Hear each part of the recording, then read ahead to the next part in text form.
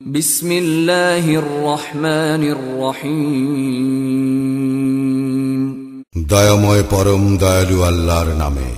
আলিফ লাম রা তিলকা আয়াতুল কিতাবিল মুবিন। আলিফ লাম রা এগুলি সুস্পষ্ট কিতাবের আয়াত। ইন্না আনজালনাহু কুরআনান আরাবিয়্যান লাআল্লাকুম তা'কিলুন। ইয়া আমি অবতীর্ণ করিয়াছি আরবি ভাষায় কুরআন, যাতে তোমরা বুঝিতে পারো।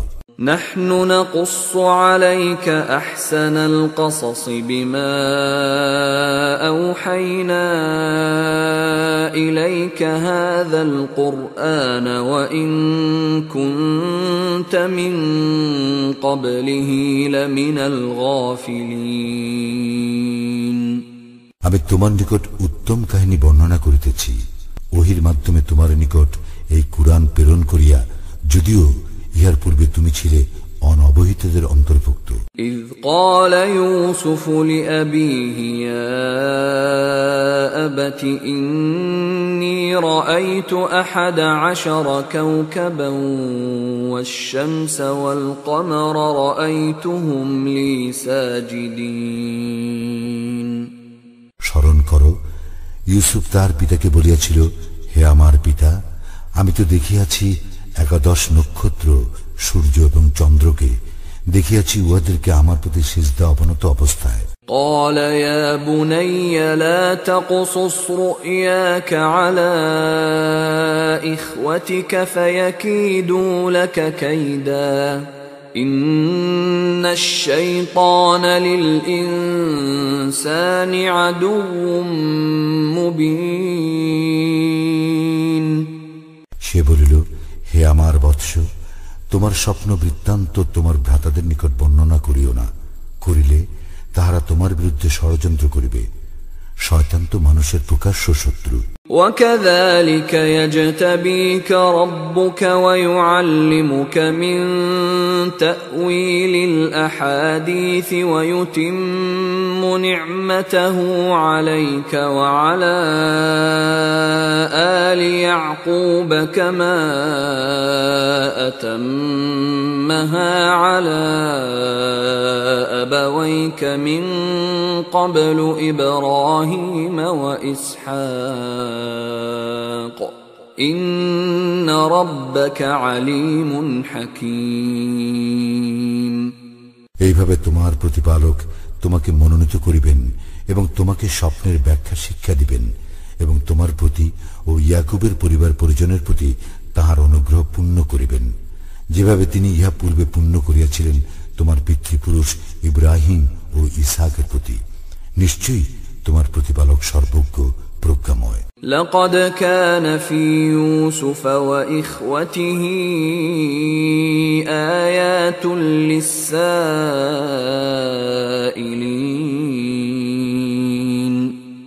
ইউসুফ এবং তার ভ্রাতাদের ঘটনায় জিজ্ঞাসুদের জন্য অবশ্যই নিদর্শন রহিয়াছে।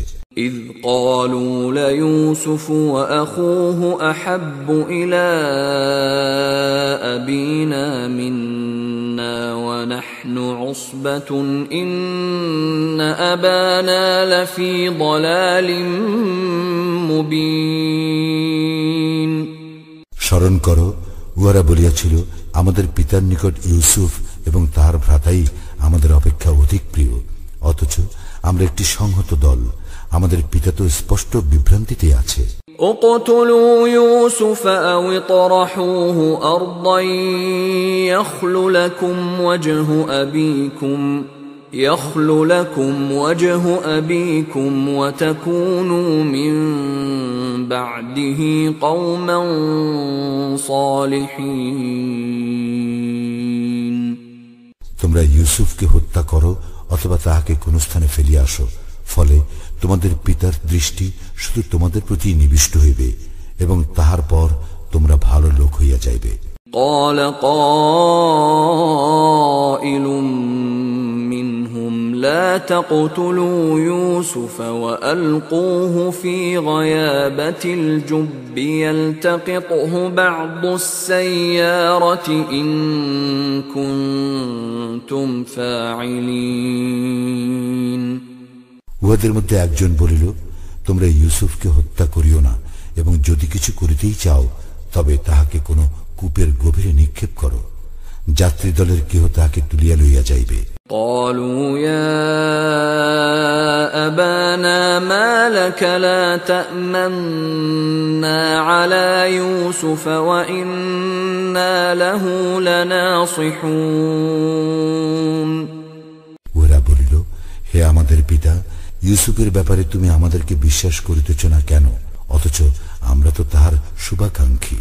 أرسله معنا غدا يرتع ويلعب وإنا له لحافظون তুমি আগামীকাল তাহাকে আমাদের সঙ্গে প্রেরণ করো, সে তৃপ্তি সহকারে খাইবে ও খেলাধুলা করিবে, আমরা অবশ্যই তাহার রক্ষণাবেক্ষণ করিব। قال إني ليحزنني أن تذهبوا به وأخاف أن يأكله الذئب وأنتم عنه غافلون সে বলিল, ইহা আমাকে অবশ্যই কষ্ট দিবে যে তোমরা তাহাকে লইয়া যাইবে, এবং আমি আশঙ্কা করি তাহাকে নেকড়ে বাঘ খাইয়া ফেলিবে, আর তোমরা তাহার প্রতি অমনোযোগী থাকিবে। قالوا لئن أكله الذئب ونحن عصبة إنا إذا لخاسرون উহারা বলিল, আমরা একটি সংহত দল হওয়া সত্ত্বেও যদি নেকড়ে বাঘ তাহাকে খাইয়া ফেলে তবে তো আমরা ক্ষতিগ্রস্ত হইব। فلما ذهبوا به وأجمعوا أن يجعلوه في غيابة الجب وأوحينا إليه لتنبئنهم بأمرهم هذا وهم لا يشعرون অতঃপর উহারা যখন তাহাকে লইয়া গেল এবং তাহাকে কূপের গভীরে নিক্ষেপ করিতে একমত হইল, এমত অবস্থায় আমি তাহাকে জানাইয়া দিলাম, তুমি উহাদেরকে উহাদের এই কর্মের কথা অবশ্যই বলিয়া দিবে যখন উহারা তোমাকে চিনিবে না। وجاءوا أباهم عشاء يبكون উহারা রাত্রির প্রথম প্রহরে কাঁদিতে কাঁদিতে উহাদের পিতার নিকট আসিল। قالوا يا أبانا إنا ذهبنا نستبق وتركنا يوسف عند متاعنا فأكله الذئب وما أنت بمؤمن لنا ولو كنا صادقين উহারা বলিল, হে আমাদের পিতা, আমরা দৌড়ের প্রতিযোগিতা করিতেছিলাম এবং ইউসুফকে আমাদের মালপত্রের নিকট রাখিয়া গিয়াছিলাম, অতঃপর নেকড়ে বাঘ তাহাকে খাইয়া ফেলিয়াছে, কিন্তু তুমি তো আমাদেরকে বিশ্বাস করিবে না যদিও আমরা সত্যবাদী। وجاءوا على قميصه بدم كذب قال بل سولت لكم أنفسكم أمرا فصبر جميل والله المستعان على ما تصفون উহারা তাহার জামায় মিথ্যা রক্ত লেপন করিয়া আনিয়াছিল। সে বলিল, না, তোমাদের মন তোমাদের জন্য একটি কাহিনী সাজাইয়া দিয়াছে, সুতরাং পূর্ণ ধৈর্যই শ্রেয়। তোমরা যাহা বলিতেছ সে বিষয়ে একমাত্র আল্লাহই আমার সাহায্যস্থল। وجاءت سيارة فأرسلوا واردهم فأدلى دلوه قال يا بشرى هذا غلام وأسروه بضاعة والله عليم بما يعملون এক যাত্রী দল আসিল, উহারা উহাদের পানির সংগ্রাহককে প্রেরণ করিল। সে তার পানির ঢোল নামাইয়া দিল। সে বলিয়া উঠিল, কি সুখবর, এ যে এক কিশোর। অতঃপর উহারা তাহাকে পণ্যরূপে লুকাইয়া রাখিল। উহারা যা করিতেছিল সে বিষয়ে আল্লাহ সবিশেষ অবহিত ছিলেন। وشروه بثمن بخس دراهم معدودة وكانوا فيه من الزاهدين। এবং উহারা তাহাকে বিক্রয় করিল স্বল্প মূল্যে, মাত্র কয়েক দিরহামের বিনিময়ে। উহারা ছিল তাহার ব্যাপারে নির্লোভ। وقال الذي اشتراه من مصر لامرأته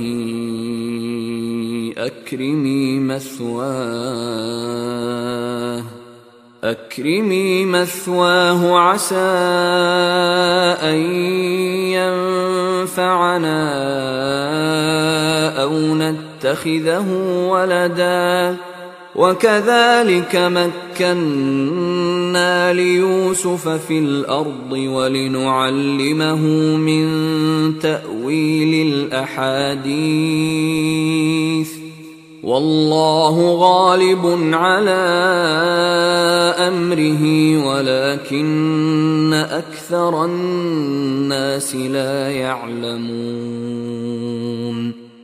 মিশরের যে ব্যক্তি তাহাকে ক্রয় করিয়াছিল সে তাহার স্ত্রীকে বলিল, ইহার থাকিবার সম্মানজনক ব্যবস্থা করো।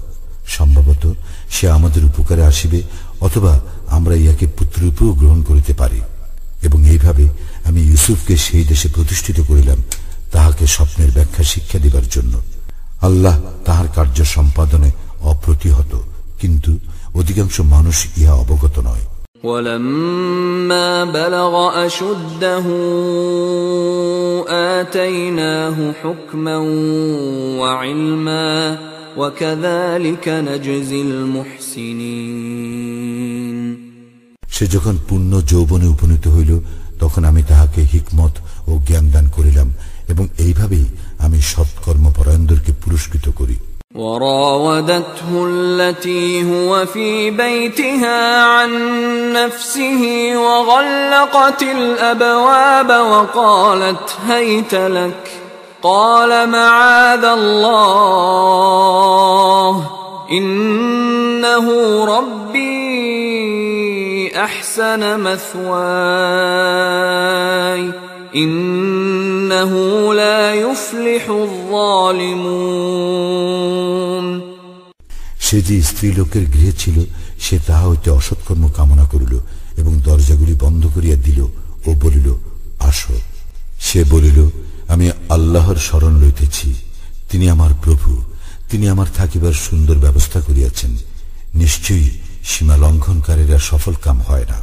وَلَقَدْ هَمَّتْ بِهِ وَهَمَّ بِهَا لَوْلَا أَن رَّأَىٰ بُرْهَانَ رَبِّهِ كَذَلِكَ لِنَصْرِفَ عَنْهُ السُّوءَ وَالْفَحْشَاءَ إِنَّهُ مِنْ عِبَادِنَا الْمُخْلَصِينَ। সেই রমণী তো তাহার প্রতি আসক্ত হইয়াছিল এবং সেও উহার প্রতি আসক্ত হইয়া পড়িত, যদি না সে তাহার প্রতিপালকের নিদর্শন প্রত্যক্ষ করিত। আমি তাহাকে মন্দ কর্ম ও অশ্লীলতা হইতে বিরত রাখিবার জন্য এইভাবে নিদর্শন দেখাইয়াছিলাম। সে তো ছিল আমার বিশুদ্ধ চিত্ত বান্দাদের অন্তর্ভুক্ত। واستبق الباب وقدت قميصه من دبر وألف يا سيدها لدى الباب قالت ما جزاء من أراد بأهلك سوءا إلا أن يسجن أو عذاب أليم। উহারা উভয়ে দৌড়াইয়া দরজার দিকে গেল এবং স্ত্রী লোকটি পেছন হইতে তাহার জামা ছিঁড়িয়া ফেলিল। তাহারা স্ত্রী লোকটির স্বামীকে দরজার নিকট পাইল। স্ত্রী লোকটি বলিল, যে তোমার পরিবারের সঙ্গে কুকর্ম কামনা করে তাহার জন্য কারাগারে প্রেরণ অথবা অন্য কোন মর্মন্তুর শাস্তি ব্যতীত আর কি দণ্ড হইতে পারে? قال هي راودتني عن نفسي وشهد شاهد من أهلها إن كان قميصه قد من قبل فصدقت وهو من الكاذبين ইউসুফ বলিল, সেই আমা হইতে অসৎকর্ম কামনা করিয়াছিল। স্ত্রী লোকটির পরিবারের একজন সাক্ষী সাক্ষ্য দিল, যদি উহার জামার সম্মুখ দিক ছিন্ন করা হইয়া থাকে তবে স্ত্রী লোকটি সত্য কথা বলিয়াছে এবং পুরুষটি মিথ্যাবাদী। وَإِن كَانَ قَمِيصُهُ قُدَّ مِن دُبُرٍ فَكَذَبَتْ وَهُوَ مِنَ الصَّادِقِينَ কিন্তু উহার জামা যদি পেছন দিক হইতে ছিন্ন করা হইয়া থাকে তবে স্ত্রী লোকটি মিথ্যা বলিয়াছে এবং পুরুষটি সত্যবাদী। فَلَمَّا رَأَى قَمِيصَهُ قُدَّ مِن دُبُرٍ قَالَ إِنَّهُ مِن كَيْدِكُنَّ إِنَّ كَيْدَكُنَّ عَظِيمٌ গৃহস্বামী যখন দেখিল যে তাহার জামা পিছন দিক হইতে ছিন্ন করা হইয়াছে তখন সে বলিল, নিশ্চয়ই ইহা তোমাদের নারীদের ছলনা, তোমাদের ছলনা তো ভীষণ। يوسف أعرض عن هذا واستغفري لذنبك إنك كنت من الخاطئين হে ইউসুফ, তুমি ইয়া উপেক্ষা করো এবং হে নারী, তুমি তোমার অপরাধের জন্য ক্ষমা প্রার্থনা করো, তুমি তো অপরাধী। وقال نسوة في المدينة امرأة العزيز تراود فتاها عن نفسه قد شغفها حبا إنا لنراها في ضلال مبين নগরের কতিপয় নারী বলিল, আজিজের স্ত্রী তাহার যুবক দাস হইতে অসৎকর্ম কামনা করিতেছে, প্রেম তাহাকে উন্মত্ত করিয়াছে, আমরা তো তাহাকে দেখিতেছি স্পষ্ট বিভ্রান্তিতে।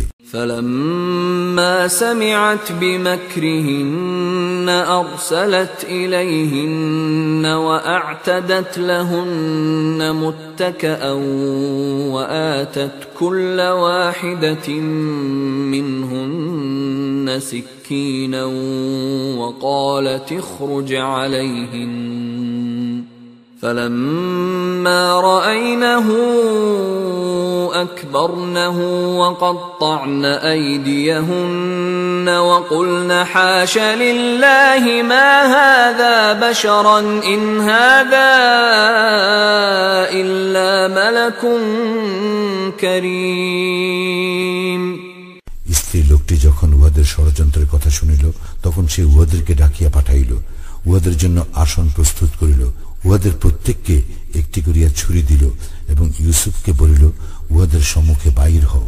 অতঃপর উহারা যখন তাহাকে দেখিল তখন উহারা তাহার গরিমায় অভিভূত হইল এবং নিজেদের হাত কাটিয়া ফেলিল। উহারা বলিল, অদ্ভুত আল্লাহর মাহাত্ম্য, এ তো মানুষ নয়, এ তো এক মহিমান্বিত ফেরেশতা।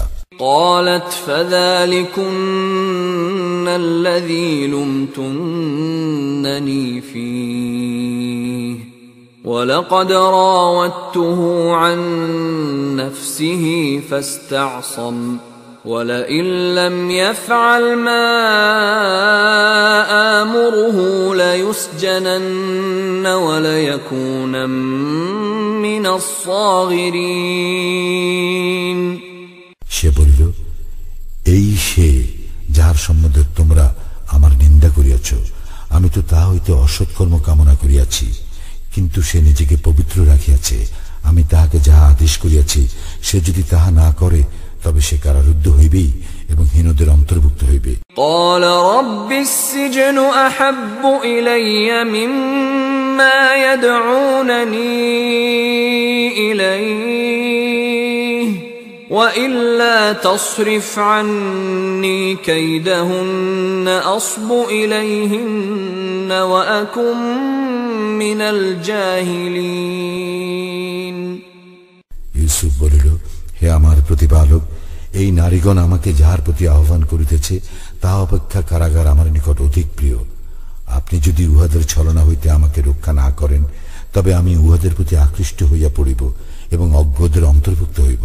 فاستجاب له ربه فصرف عنه كيدهن إنه هو السميع العليم। অতঃপর তাহার প্রতিপালক তাহার আহ্বানে সাড়া দিলেন এবং তাহাকে উহাদের ছলনা হইতে রক্ষা করিলেন। তিনি তো সর্বশ্রোতা, সর্বজ্ঞ। ثم بدا لهم من بعد ما رأوا الآيات ليسجننه حتى حين। নিদর্শনাবলী দেখিবার পর উহাদের মনে হইল যে তাহাকে কিছুকালের জন্য কারারুদ্ধ করিতেই হইবে। ودخل معه السجن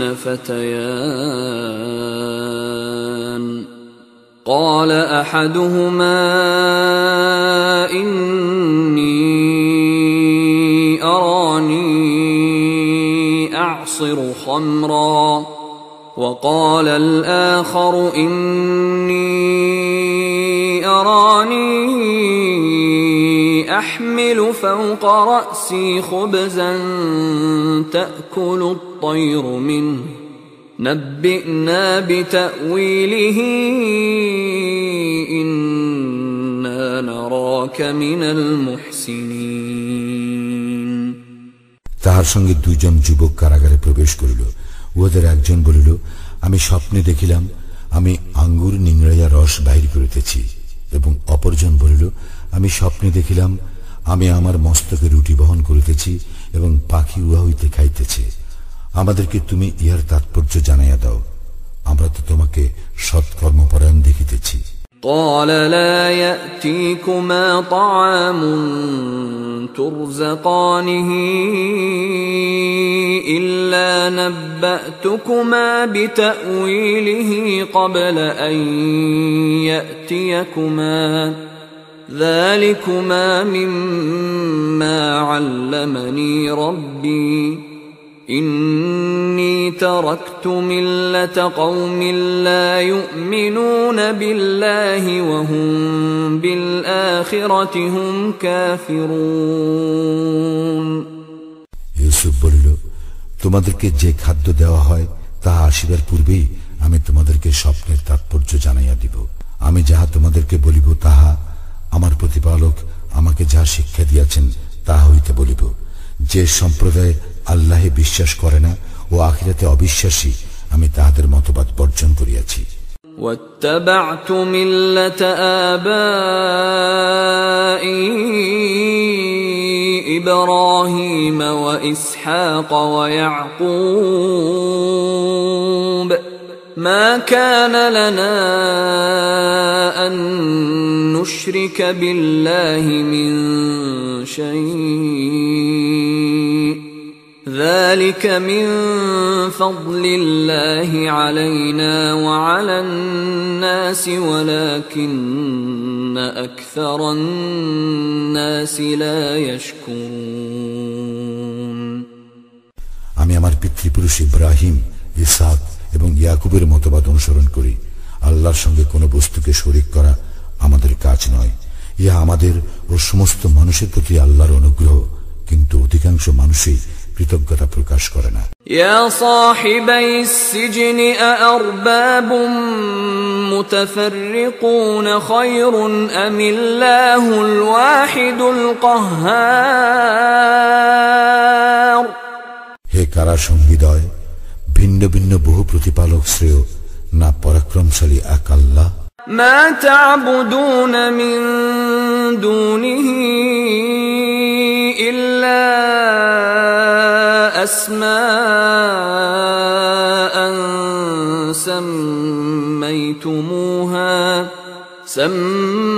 سميتموها أنتم وآباؤكم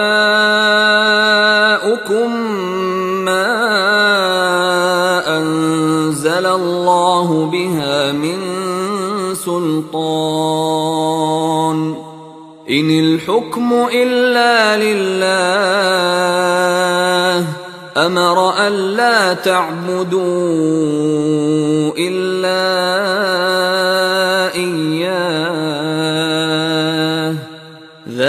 ذلك الدين القيم ولكن أكثر الناس لا يعلمون তাহাকে ছাড়িয়া তোমরা কেবল কতকগুলি নামের ইবাদত করিতেছ, যেই নামগুলি তোমাদের পিতৃপুরুষ ও তোমরা রাখিয়াছ। এইগুলির কোন প্রমাণ আল্লাহ পাঠান নাই। বিধান দিবার অধিকার কেবল আল্লাহরই। তিনি আদেশ দিয়াছেন অন্য কাহারও ইবাদত না করিতে, কেবল তাহার ব্যতীত। ইহাই শাশ্বত দিন, কিন্তু অধিকাংশ মানুষ ইহা অবগত নয়। يا صاحبي السجن أما أحدكما فيسقي ربه خمرا وأما الآخر فيصلب فتأكل الطير من رأسه قضي الأمر الذي فيه تستفتيان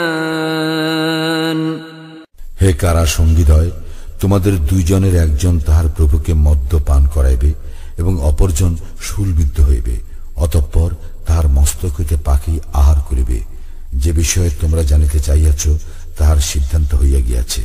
وقال للذي ظن أنه ناج منهما اذكرني عند ربك فأنساه الشيطان ذكر ربه فلبث في السجن بضع سنين ইউসুফ উহাদের মধ্যে যে মুক্তি পাইবে মনে করিল, তাহাকে বলিল, তোমার প্রভুর নিকট আমার কথা বলিও। কিন্তু শয়তান উহাকে উহার প্রভুর নিকট তাহার বিষয় বলিবার কথা ভুলাইয়া দিল। সুতরাং ইউসুফ কয়েক বৎসর কারাগারে রহিল। وقال الملك إني أرى 7 بقرات سمان يأكلهن 7 عجاف و7 سنبلات خضر وأخر يابسات يا أيها الملأ أفتوني في رؤياي إن كنتم للرؤيا تعبرون রাজা বলিল, আমি স্বপ্নে দেখিলাম 7টি স্থূলকায় গাভী উহাদেরকে 7টি শীর্ণকায় গাভী ভক্ষণ করিতেছে, এবং দেখিলাম 7টি সবুজ শীষ ও অপর 7টি শুষ্ক। হে প্রধানগণ, যদি তোমরা স্বপ্নের ব্যাখ্যা করিতে পারো তবে আমার স্বপ্ন সম্বন্ধে অভিমত দাও। قالوا أضغاث أحلام وما نحن بتأويل الأحلام بعالمين উহারা বলিল, ইহা অর্থহীন স্বপ্ন এবং আমরা এইরূপ স্বপ্ন ব্যাখ্যায় অভিজ্ঞ নই।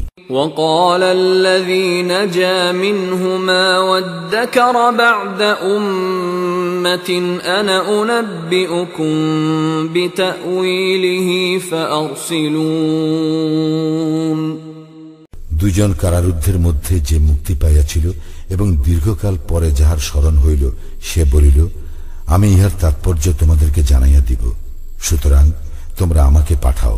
يوسف أيها الصديق أفتنا في 7 بقرات سمان يأكلهن 7 عجاف و7 سنبلات خضر وأخر يابسات لعلي أرجع إلى الناس لعلهم يعلمون সে বলিল, হে ইউসুফ, হে সত্যবাদী, 7টি স্থূলকায় গাভী উহাদেরকে 7টি শীর্ণকায় গাভী ভক্ষণ করিতেছে, এবং 7টি সবুজ শীষ ও অপর 7টি শুষ্ক শীষ সম্বন্ধে তুমি আমাদেরকে ব্যাখ্যা দাও, যাহাতে আমি লোকদের নিকট ফিরিয়া যাইতে পারি ও যাহাতে তাহারা অবগত হইতে পারে। قال تزرعون 7 سنين دأبا فما حصدتم فذروه في سنبله إلا قليلا مما تأكلون ইউসুফ বলিল, তোমরা 7 বৎসর একাদিক্রমে চাষ করিবে, অতঃপর তোমরা যে শস্য কর্তন করিবে উহার মধ্যে যে সামান্য পরিমাণ তোমরা ভক্ষণ করবে তাহা ব্যতীত সমস্ত শীষ সমেত রাখিয়া দিবে। ثم يأتي من بعد ذلك 7 شداد يأكلن ما قدمتم لهن إلا قليلا مما تحصنون। ইহার পর আসিবে 7টি কঠিন বৎসর। এই 7 বৎসর যাহা পূর্বে সঞ্চয় করিয়া রাখিবে লোকে তাহা খাইবে, কেবল সামান্য কিছু যাহা তোমরা সংরক্ষণ করবে তাহা ব্যতীত। ثم يأتي من بعد ذلك عام فيه يغاث الناس وفيه يعصرون। অতঃপর আসিবে 1 বৎসর, সেই বৎসর মানুষের জন্য প্রচুর বৃষ্টিপাত হইবে এবং সেই বৎসর মানুষ প্রচুর ফলের রস নিংড়াইবে। وقال الملك ائتوني به فلما جاءه الرسول قال ارجع إلى ربك فاسأله ما بال النسوة اللاتي قطعن أيديهن إن ربي بكيدهن عليم। রাজা বলিল, তোমরা ইউসুফকে আমার নিকট লইয়া আসো। যখন দূত তাহার নিকট উপস্থিত হইল তখন সে বলিল, তুমি তোমার প্রভুর নিকট ফিরিয়া যাও এবং তাহাকে জিজ্ঞাসা করো যে নারীগণ হাত কাটিয়া ফেলিয়াছিল তাহাদের অবস্থা কি। নিশ্চয়ই আমার প্রতিপালক তাহাদের ছলনা সম্মুখ অবগত। قال ما خطبكن إذ راوتن يوسف عن نفسه قلنا حاش لله ما علمنا عليه من سوء قالت امرأة العزيز الآن حصحص الحق أنا راودته عن نفسه وإنه لمن الصادقين। রাজা নারীগণকে বলিল, যখন তোমরা ইউসুফ হইতে অসৎকর্ম কামনা করিয়াছিলে তখন তোমাদের কি হইয়াছিল? তাহারা বলিল, অদ্ভুত আল্লাহর মাহাত্ম্য, আমরা উহার মধ্যে কোনো দোষ দেখি নাই। আজিজের স্ত্রী বলিল, এক্ষণে সত্য প্রকাশ হইল, আমি তাহাকে ফুসলাইয়াছিলাম, নিশ্চয়ই সে তো সত্যবাদী। ذلك ليعلم أني لم أخنه بالغيب وأن الله لا يهدي كيد الخائنين। ইহা এই জন্য যে যাহাতে সে জানিতে পারে তাহার অনুপস্থিতিতে আমি তাহার প্রতি বিশ্বাসঘাতকতা করি নাই এবং নিশ্চয়ই আল্লাহ বিশ্বাসঘাতকদের ষড়যন্ত্র সফল করেন না। وما أبرئ نفسي إن النفس لأمارة بالسوء إلا ما رحم ربي إن ربي غفور رحيم। সে বলিল, আমি নিজেকে নির্দোষ মনে করি না, মানুষের মন অবশ্যই মন্দ কর্মপ্রবণ, কিন্তু সে নয় যাহার প্রতি আমার প্রতিপালক দয়া করেন। আমার প্রতিপালক তো অতি ক্ষমাশীল, পরম দয়ালু।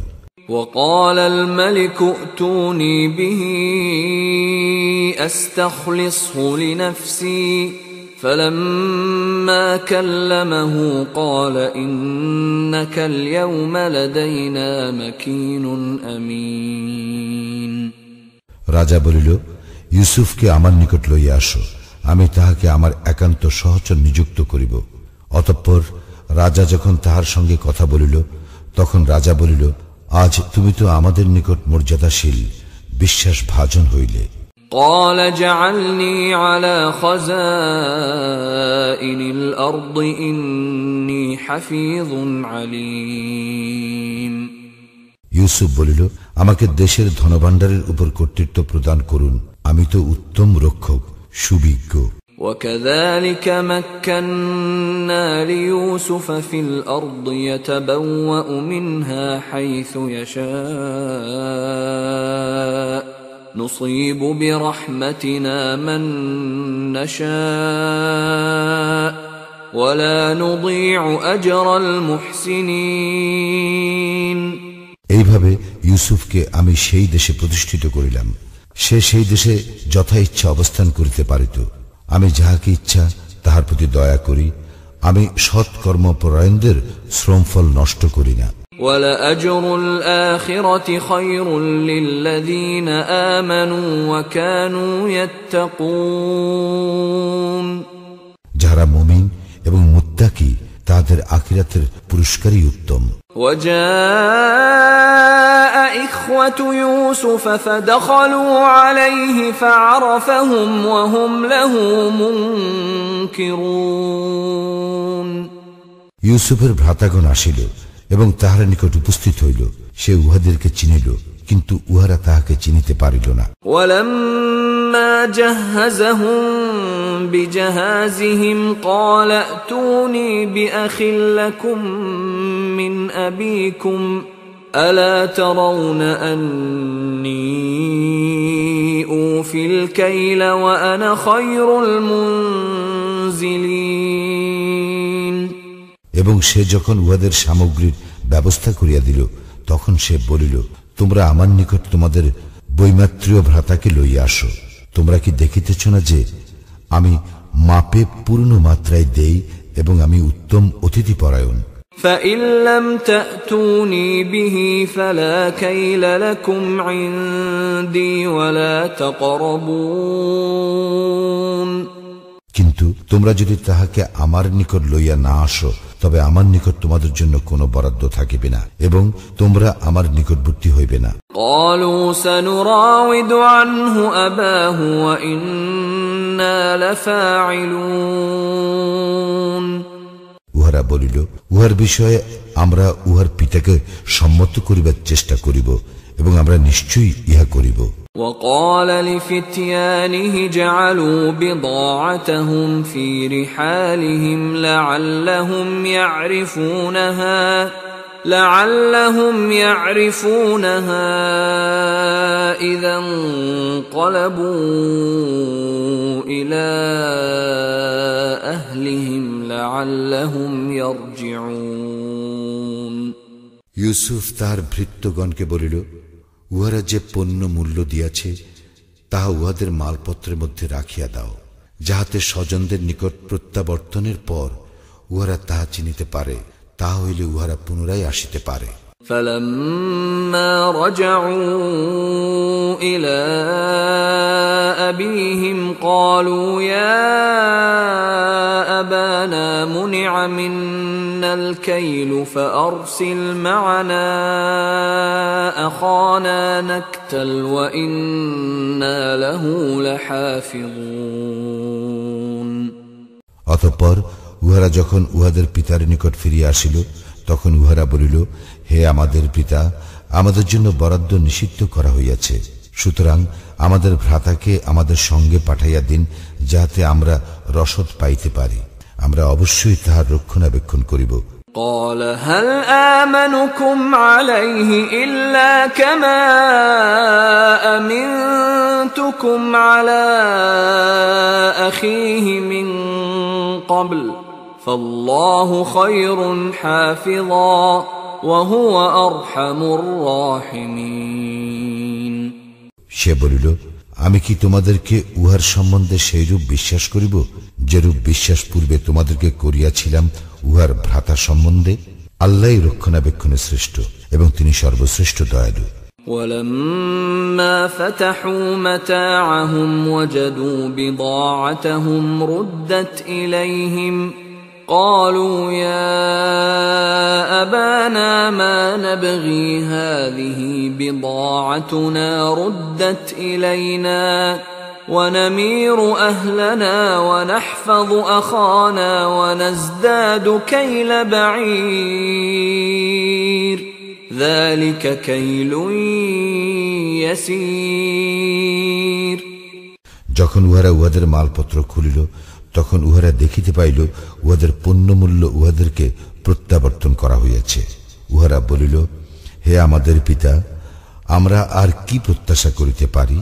ইহা আমাদের প্রদত্ত পণ্যমূল্য আমাদেরকে প্রত্যাপন করা হইয়াছে। পুনরায় আমরা আমাদের পরিবার বর্গকে খাদ্য সামগ্রী আনিয়া দিব, এবং আমরা আমাদের ভ্রাতার রক্ষণাবেক্ষণ করিব, এবং আমরা অতিরিক্ত আর এক উষ্টি বোঝাই পণ্য আনিব। যাহা আনিয়াছি তাহা পরিমাণে অল্প। قال لن أرسله معكم حتى تؤتون موثقا من الله لتأتونني به إلا أن يحاط بكم فلما آتوه موثقهم قال الله على ما نقول وكيل। পিতা বলিল, আমি উহাকে কখনোই তোমাদের সঙ্গে পাঠাইব না, যতক্ষণ না তোমরা আল্লাহর নামে অঙ্গীকার করো যে তোমরা উহাকে আমার নিকট লইয়া আসিবেই, অবশ্য যদি তোমরা একান্ত অসহায় হইয়া না পড়ো। অতঃপর যখন উহারা তাহার নিকট প্রতিজ্ঞা করিল, তখন সে বলিল, আমরা যে বিষয়ে কথা বলিতেছি আল্লাহ তাহার বিধায়ক। وقال يا بني لا تدخلوا من باب واحد وادخلوا من أبواب متفرقة وما أغني عنكم من الله من شيء إن الحكم إلا لله عليه توكلت وعليه فليتوكل المتوكلون। সে বলিল, হে আমার পুত্রগণ, তোমরা এক দ্বার দিয়া প্রবেশ করিও না, ভিন্ন ভিন্ন দ্বার দিয়া প্রবেশ করিবে। আল্লাহর বিধানের বিরুদ্ধে আমি তোমাদের জন্য কিছু করিতে পারি না। বিধান আল্লাহরই, আমি তাহারই উপর নির্ভর করি, এবং যাহারা নির্ভর করিতে চাহে তাহারা আল্লাহরই উপর নির্ভর করুক।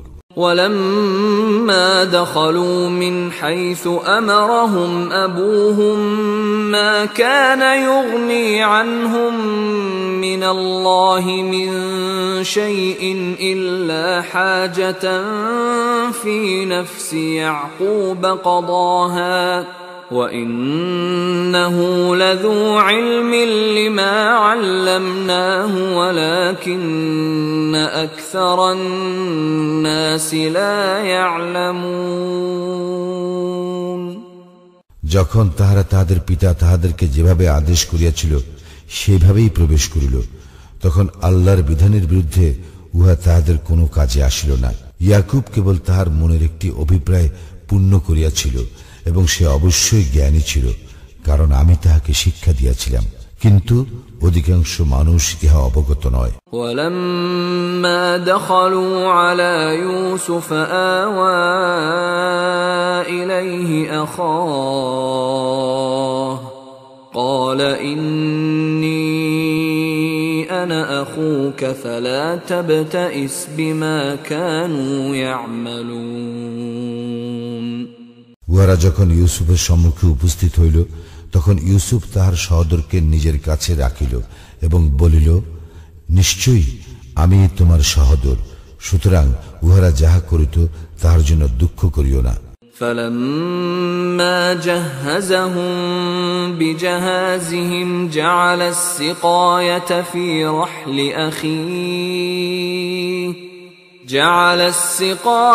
في رحل أخيه ثم أذن مؤذن أيتها العير إنكم لسارقون।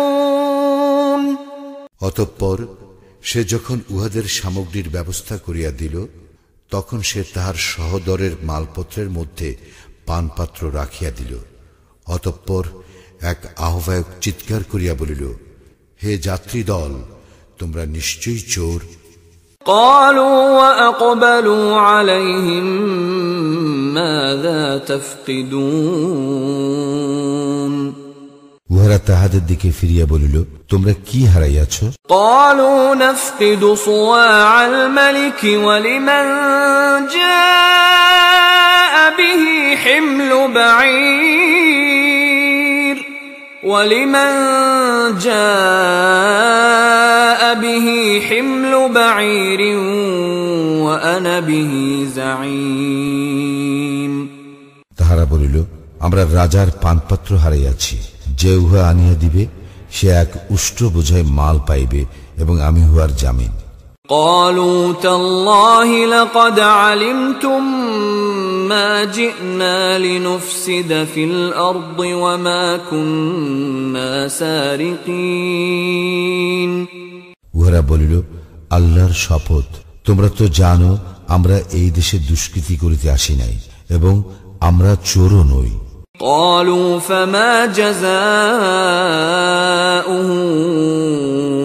إن كنتم كاذبين তাহারা বলিল, যদি তোমরা মিথ্যাবাদী হও তবে তাহার শাস্তি কি?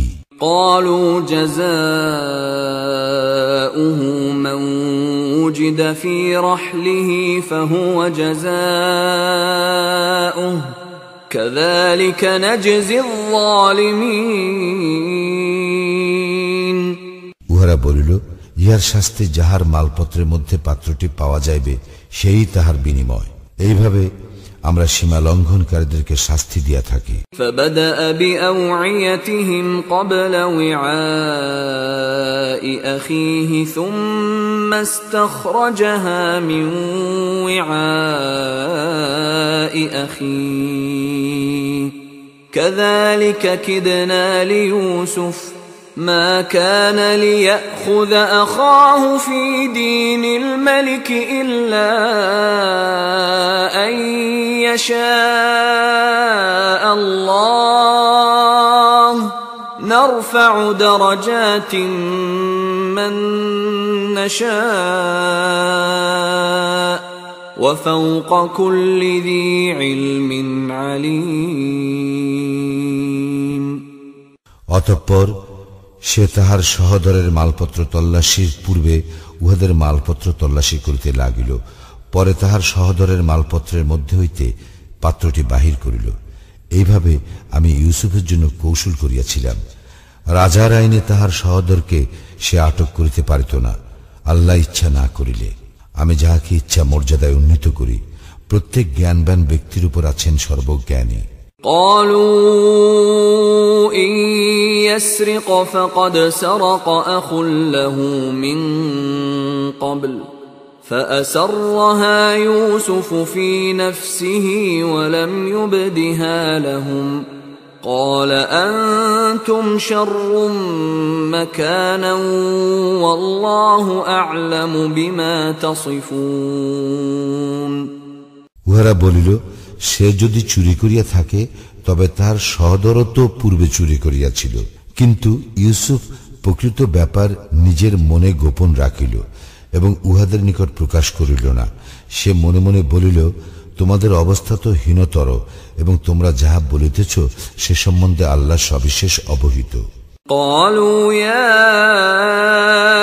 أيها العزيز إن له أبا شيخا كبيرا فخذ أحدنا مكانه إنا نراك من المحسنين উহারা বলিল, হে আজিজ, ইহার পিতা তো অতিশয় বৃদ্ধ, সুতরাং ইহার স্থলে আপনি আমাদের একজনকে রাখুন, আমরা তো আপনাকে দেখিতেছি মহানুভব ব্যক্তিদের একজন। قال معاذ الله أن نأخذ إلا من وجدنا متاعنا عنده إنا إذا لظالمون সে বলিল, যাহার নিকট আমরা আমাদের মাল পাইয়াছি তাহাকে ছাড়া অন্যকে রাখার অপরাধ হইতে আমরা আল্লাহর শরণ লইতেছি। এইরূপ করিলে আমরা অবশ্যই সীমা লঙ্ঘনকারী হইব। فلما استيئسوا منه خلصوا نجيا قال كبيرهم ألم تعلموا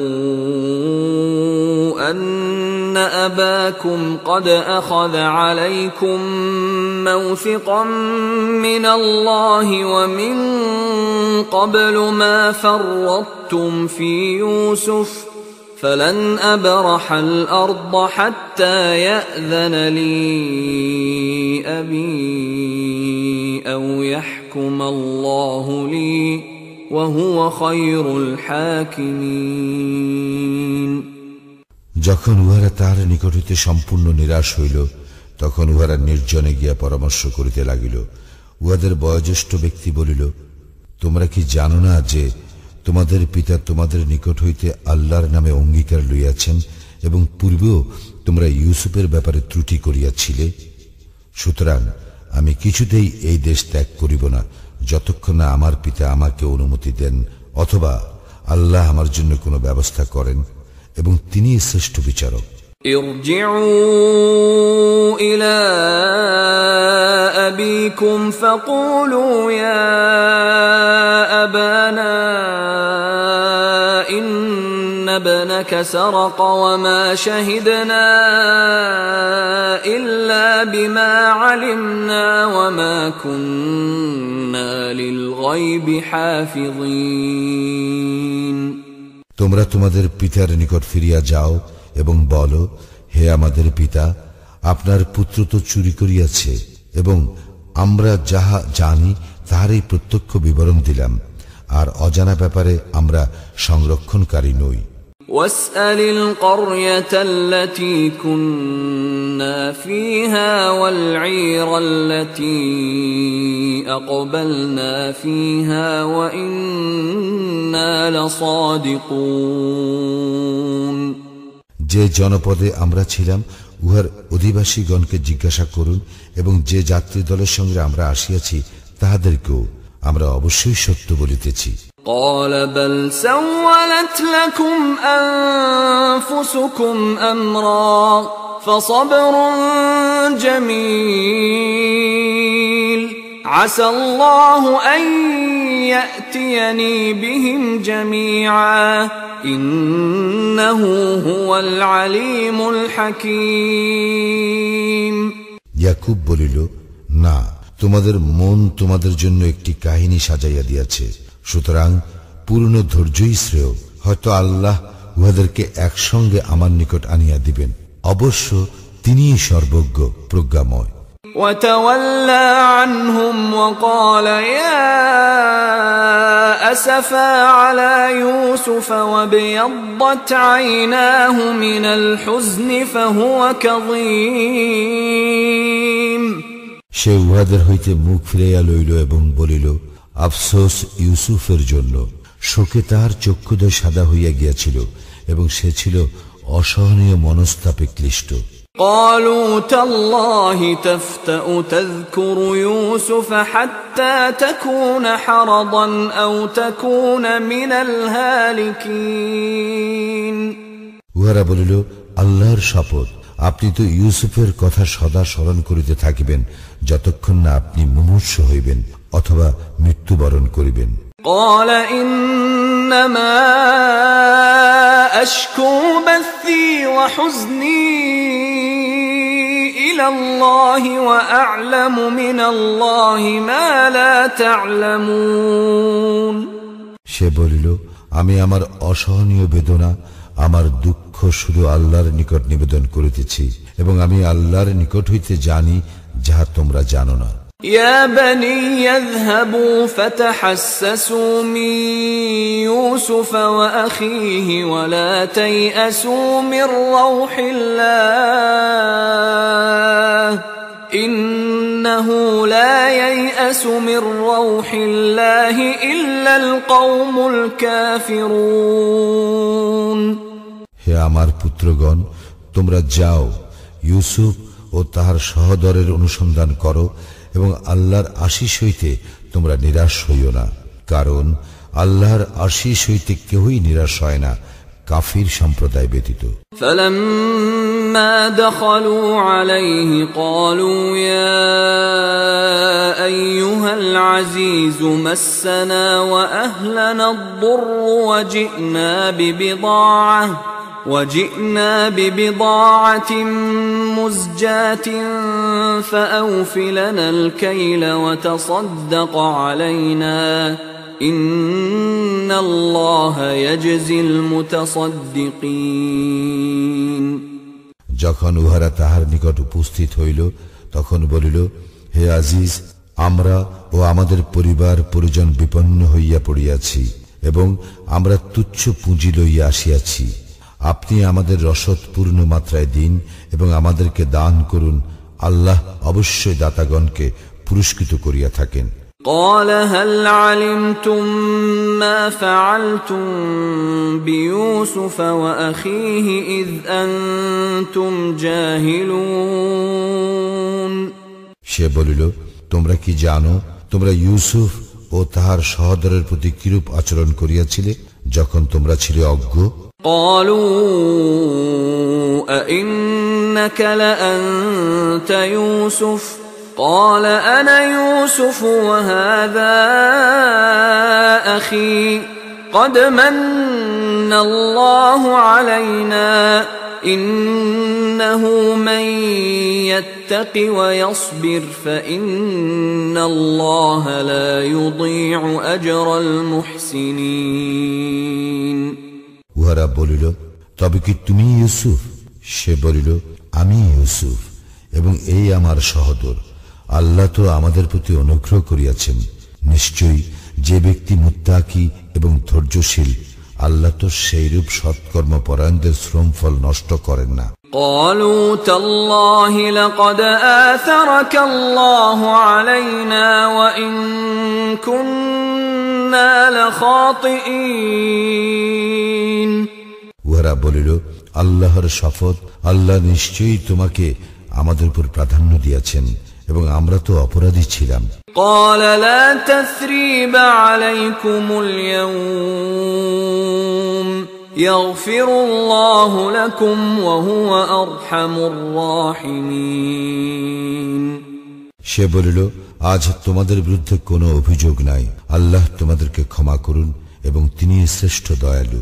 اذهبوا بقميصي هذا فألقوه على وجه أبي يأت بصيرا وأتوني بأهلكم أجمعين তোমরা আমার এই জামাটি লইয়া যাও এবং ইহা আমার পিতার মুখমণ্ডলের উপর রাখিও, তিনি দৃষ্টিশক্তি ফিরিয়া পাইবেন, আর তোমাদের পরিবারের সকলকেই আমার নিকট লইয়া আসিও।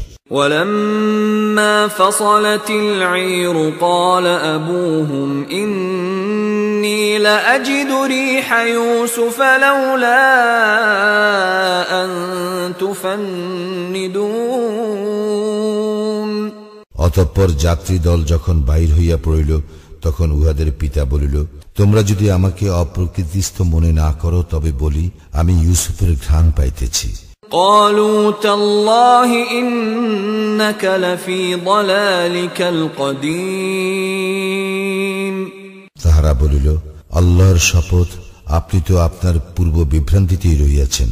فلما أن جاء البشير ألقاه على وجهه فارتد بصيرا قال ألم أقل لكم إني أعلم من الله ما لا تعلمون অতঃপর যখন সুসংবাদ বাহক উপস্থিত হইল এবং তাহার মুখমণ্ডলের উপর জামাটি রাখিল তখন সে দৃষ্টিশক্তি ফিরিয়া পাইল। সে বলিল, আমি কি তোমাদেরকে বলি নাই যে আমি আল্লাহর নিকট হইতে জানি যাহা তোমরা জানো না?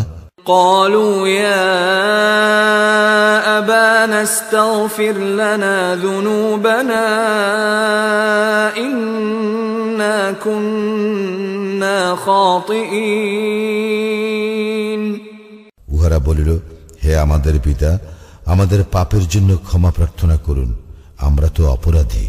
قال سوف أستغفر لكم ربي ইন্নাহু হুয়াল গফুরুর রহিম।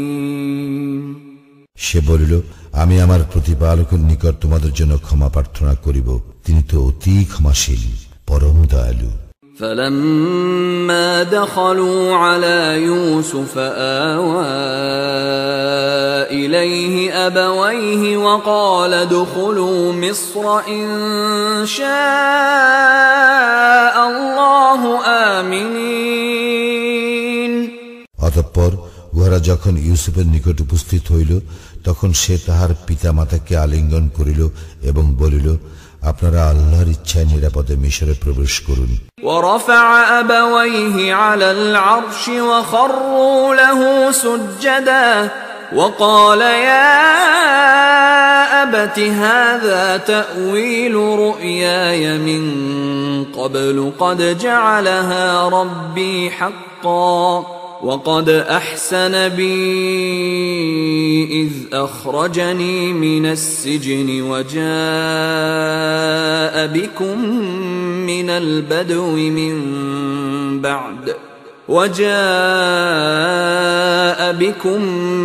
البدو من بعد أن نزغ الشيطان بيني وبين إخوتي إن ربي لطيف لما يشاء إنه هو العليم الحكيم।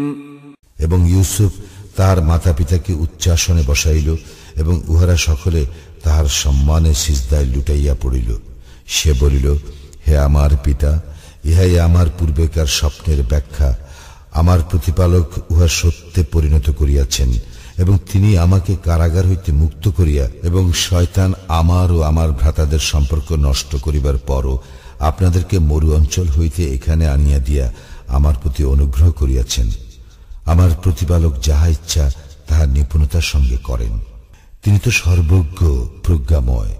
رب قد آتيتني من الملك وعلمتني من تأويل الأحاديث فاطر السماوات والأرض أنت ولي في الدنيا والآخرة توفني مسلما وألحقني بالصالحين। হে আমার প্রতিপালক, তুমি আমাকে রাজ্য দান করিয়াছ এবং স্বপ্নের ব্যাখ্যা শিক্ষা দিয়াছ। হে আকাশ মণ্ডলী ও পৃথিবীর স্রষ্টা, তুমি ইহলোক ও পরলোকে আমার অভিভাবক। তুমি আমাকে মুসলিম হিসেবে মৃত্যু দাও এবং আমাকে সৎকর্মপরায়ণদের অন্তর্ভুক্ত করো। ذلك من أنباء الغيب نوحيه إليك وما كنت لديهم إذ أجمعوا أمرهم وهم يمكرون। ইহা অদৃশ্য লোকের সংবাদ, যাহা তোমাকে আমি ওহী দ্বারা অবহিত করিতেছি। ষড়যন্ত্রকালে যখন উহারা মতৈক্যে পৌঁছিয়াছিল, তখন তুমি উহাদের সঙ্গে ছিলে না। وما أكثر الناس ولو حرصت بمؤمنين। তুমি যতই চাও না কেন, অধিকাংশ লোকেই বিশ্বাস করিবার নয়। وما تسألهم عليه من أجر إن هو إلا ذكر للعالمين। এবং তুমি তাহাদের নিকট ইহার জন্য কোনো পারিশ্রমিক দাবি করিতেছ না। ইহা তো বিশ্ব জগতের জন্য উপদেশ ব্যতীত কিছু নয়। وكأين من آية في السماوات والأرض يمرون عليها وهم عنها معرضون। আকাশ মণ্ডলীয় পৃথিবীতে অনেক নিদর্শন রহিয়াছে, তাহারা এই সমস্ত প্রত্যক্ষ করে, কিন্তু তাহারা এই সকলের প্রতি উদাসীন। وما يؤمن أكثرهم بالله إلا وهم